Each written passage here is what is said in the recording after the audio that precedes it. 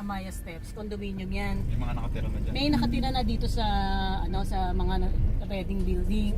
Tapos tinatayo na yung iba. So ang total na buildings ng mga condo is 19 buildings yan. So 19. Dito tayo sa diretso. Ito kasi yung steps eh. Yan. So diyan pa lang may ready ka ng customer diyan. Ito tapos ang amenities ng ng steps ng condominium bukod sa amenities ng series. Ano po to? Clubhouse ng Clubhouse. ng steps. Ng steps ng condominium. Parang commercial area ng steps. Tapos may may sarili silang So yung swimming pool nila, bukod ang swimming pool nila, bukod ang basketball court nila, bukod ang pavilion nila, ang clubhouse nila, bukod dito sa series. Kung taga-series ka, hindi ka pwede mag-ano dito. Ay pwede ka rin naman nakapag-anuhan ka nun. Kaya ayun nga lang ang maganda, hindi kayo mag-share. Sir, broker ako. May broker ako, mag-viewing kami.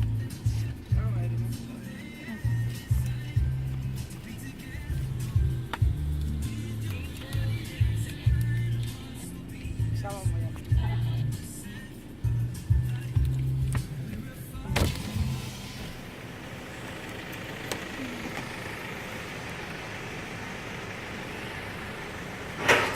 Tapos, ito na naman siya.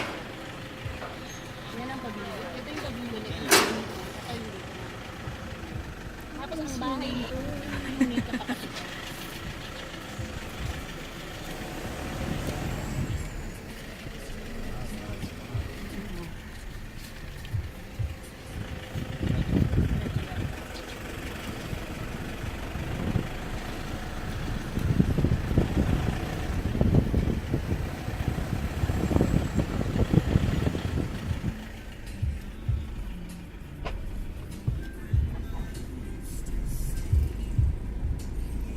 Ganda pala eh.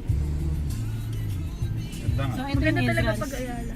Ito yung entrance. Ito pa rin yan. Ito yung entrance ng series. So yan, sakop din ng series yan.